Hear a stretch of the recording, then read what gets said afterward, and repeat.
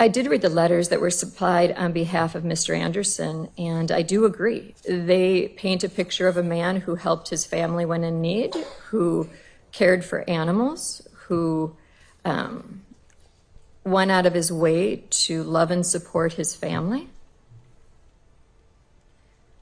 But they love him, and that's clear.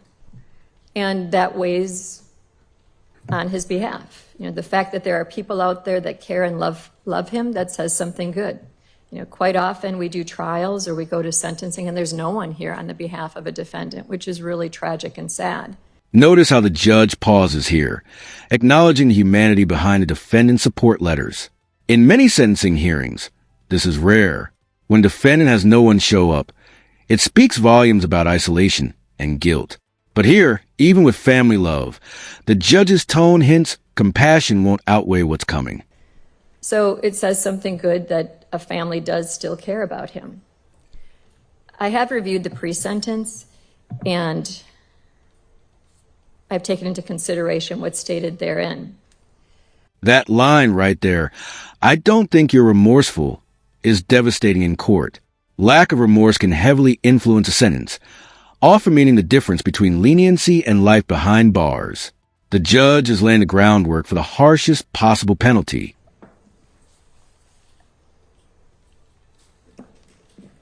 I have to look at whether you're remorseful, and I don't think you're remorseful in any way. I don't think that you have gotten to the point of taking any form of responsibility for what transpired. You know, the investigation that was conducted in this case, it was a dedication by numerous law enforcement officers to work tirelessly to put together the pieces to determine exactly what happened underlying this matter. You know, I do think that jury trials, they do re-victimize the victims.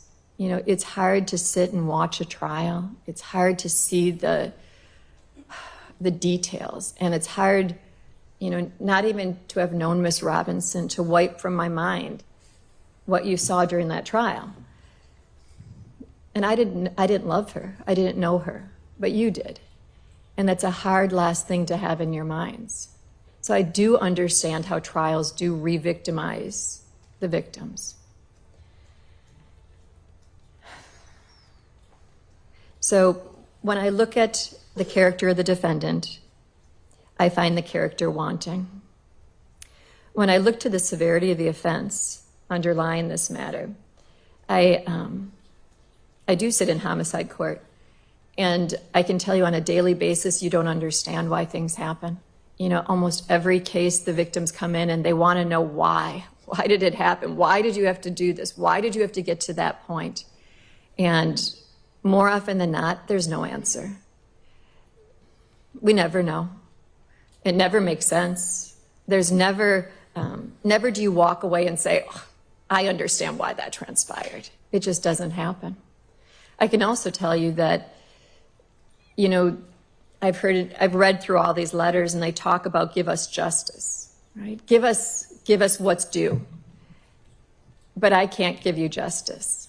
There's no way you will walk out of here, no matter what I do today, and high-five each other. There's no way you walk out of here and you say, justice is served. Because justice would be having Miss Robinson back to you. Justice would be having her with you for the rest of your lives. And you never get that. You know, to hear about her, she was an innocent victim. You know, she was a girl that I would hope all young ladies strive to be. You know, to hear about working 2 jobs to reach her goals, to be going on for schooling and further education, but then to hear about how much she was loved in the community by almost everyone that touched her. You know, it was interesting to go through the letters because I got the letters that were from who I expected, you know, the mother, the father, the sister, the loved ones. I also got a letter from the real estate agent that worked with Miss Scarborough. I got a letter from citizens. And I can't tell you, I really debated whether or not I would share this, but there was a letter from a citizen that doesn't know Miss Robinson, never met her. And this is what he said, or she said, I don't know. The person signed it as Stargazer. Wow, that letter from Stargazer. It's not just poetic. It's powerful testimony from the community. In criminal law, victim impact statements like this aren't just emotional. They humanize the loss of the court and remind everyone that beyond the crime scene photos, there was a person who lived and loved. In pertinent part, it says, Sade Robinson was not a torso. She was not evidence. She was a full, living, radiant human being. She had dreams, plans, and a future she was building with pride. She had people who loved her and that still love her, more than words can hold. And she had a right to live, to breathe, to laugh, to grow old. That right was stolen in a way so vile, so deliberate, that it tears at the fabric of what we call humanity. You, Maxwell Anderson, didn't just kill her. You carved her, and you discarded her like garbage, and you tried to erase her body from this earth piece by piece. And for what? Not even you had the courage to say. You sat there in court as if you were a man.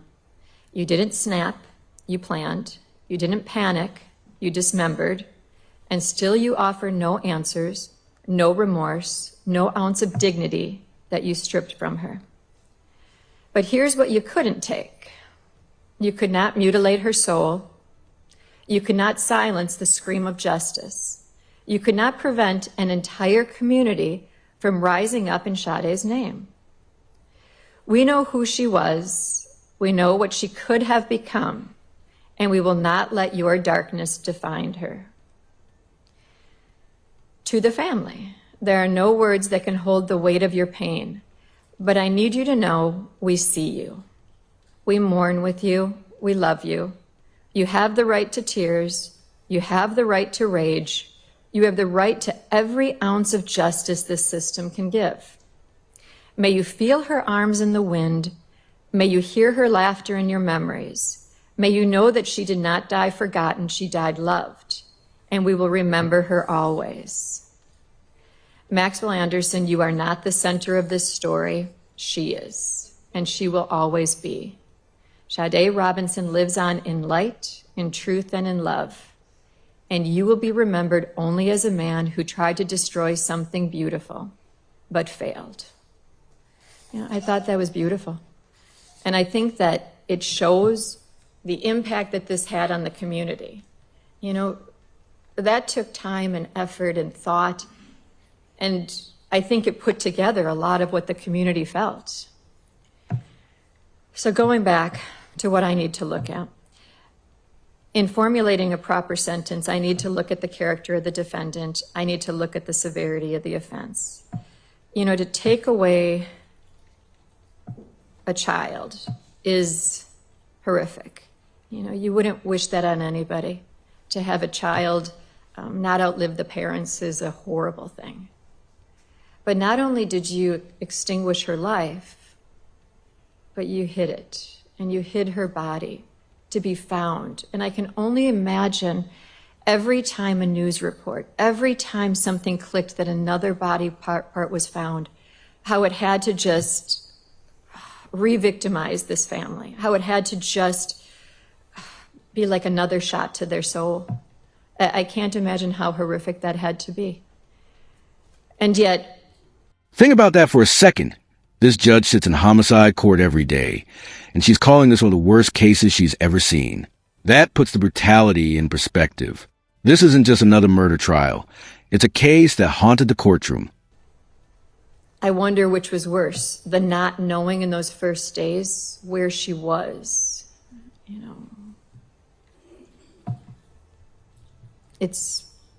I can't even think of a word, horrific.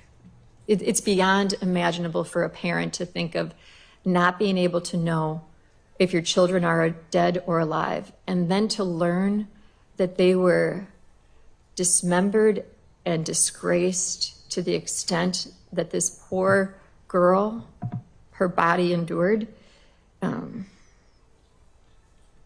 is beyond understanding. So the severity of the offense, I'll agree. It's definitely at the top of some of the worst homicides I've seen in this court. Looking at the impact on the community, I read that letter because I thought it stated to a great extent what we're here about. You know, what my job is to do, it is to hold you accountable and to punish you. It is also to protect society. And that's about how do we figure out if at some point you're redeemable? How do we figure out if at some point you will change your mindset? You will get the therapy and education to be at a point where you will be safe to have in the community. Now, part of that goes into the fact that you don't take responsibility. You know, I listened to the evidence. I watched what was introduced during the course of the trial. There is no explanation that I've heard that's valid as to why you would be walking away from that burning car. You can hear the judge struggling emotionally here. That phrase, "takes away a little piece of my soul," isn't something you hear often from the bench. It's raw. It's the rare moment where the justice system shows its humanity, even when judging someone who showed none. You know, those photos were not of a girl in a video enjoying life. Those photos of you grasping the breast that was ultimately shaved from her body,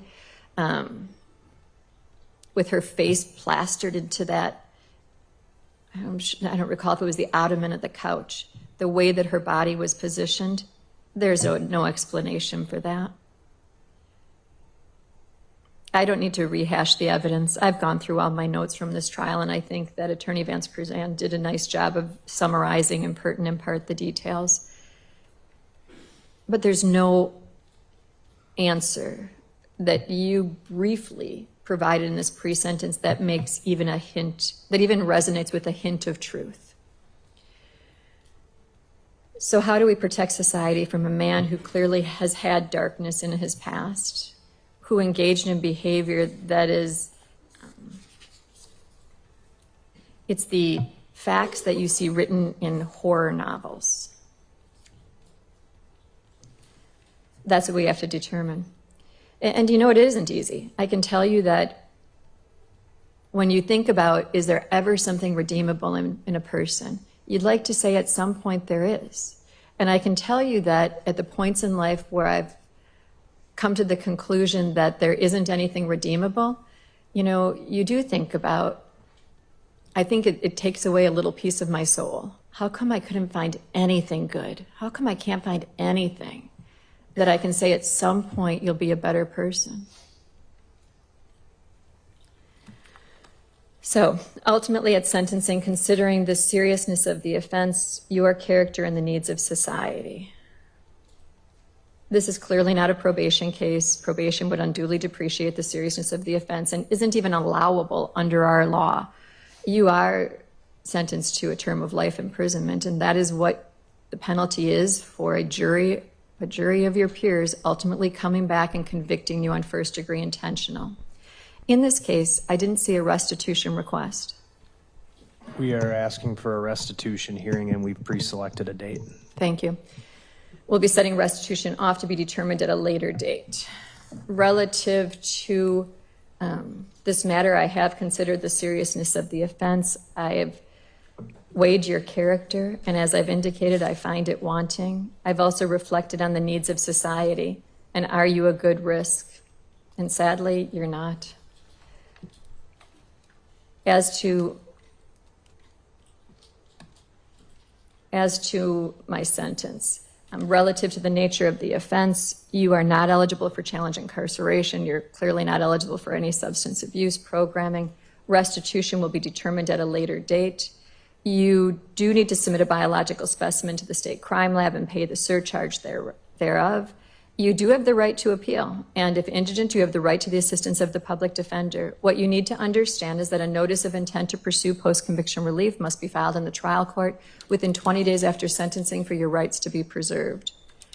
You have been convicted of a felony. You may never possess a firearm. If you do, you're looking at 10 years of imprisonment, a $25,000 fine, or both. You may not possess body armor at any time in the future. If you do, You'll be subject to 15 years of imprisonment, a $50,000 fine, or both. You cannot vote in any election.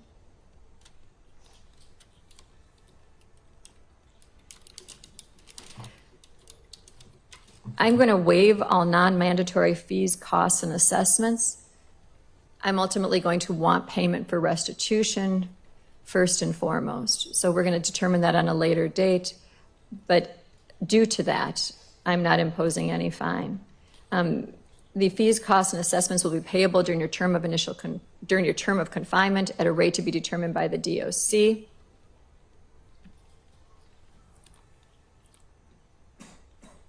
Pretrial incarceration credit. I'll get that information to you. Okay. So relative to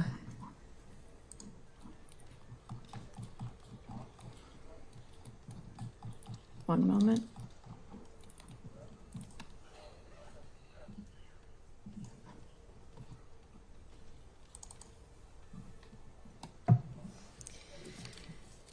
Count 3, arson of property other than building. That's a Class I felony. On that offense, you are looking at a fine of up to $10,000 or imprisonment for not more than 3 years and 6 months, or both. Relative to that matter, the maximum is 18 months of initial confinement and 2 years of extended supervision. I am imposing 18 months of initial confinement and 2 years of extended supervision.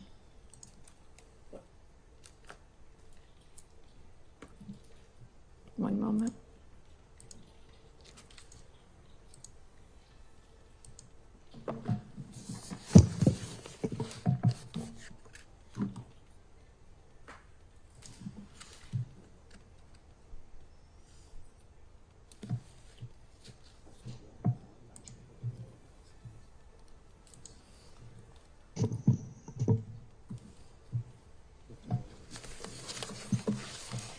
As to count 2, which is a charge of mutilating a corpse, that's a Class F felony. That means upon conviction, you could be fined not more than $25,000 and imprisoned not more than 12 years and 6 months, or both.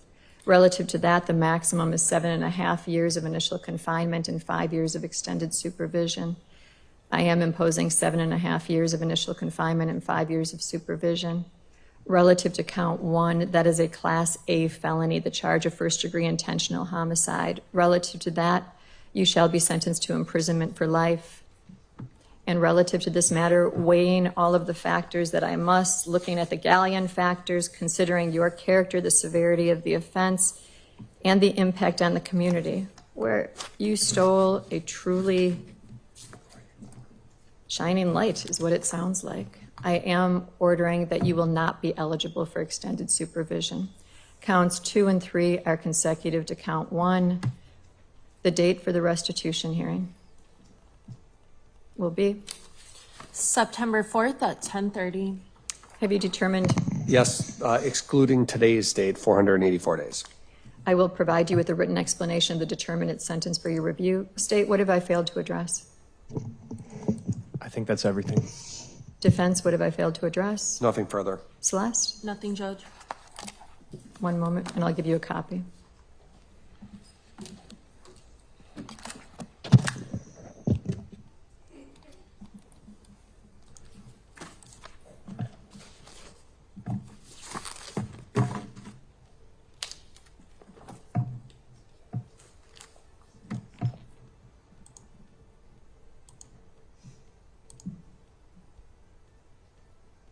Is there a printer in the paper? Is there paper in the printer?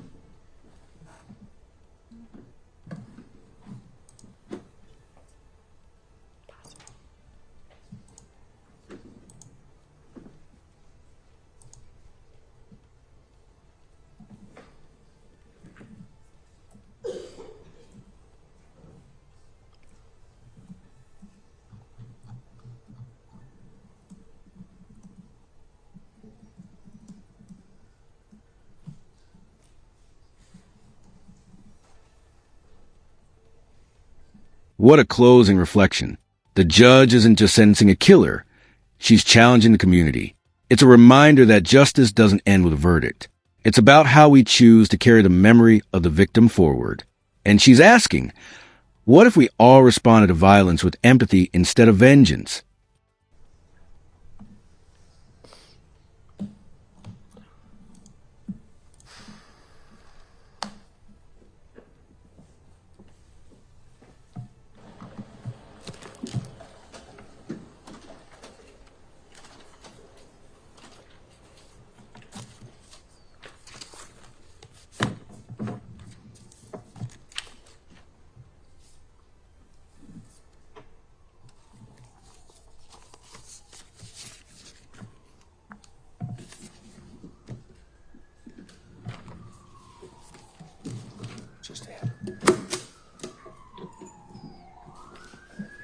You know, moving forward, just an idea. You know, Sade Robinson, she was working so hard for good. She was working so hard to achieve so much. I haven't heard a word about how she was involved in violence or any type of attack or any type of ugliness. Wouldn't it be great if we all move forward not thinking about retaliation or revenge or hunting people, but about let's emulate that spirit and move forward trying to be kind and gracious to all. I mean, that's clearly the effect she had on the community. If we all try a little harder to step away from violence and to be kind to each other, to communicate more, maybe our world will be a better place. Just an idea. Thanks, everybody. Thank you.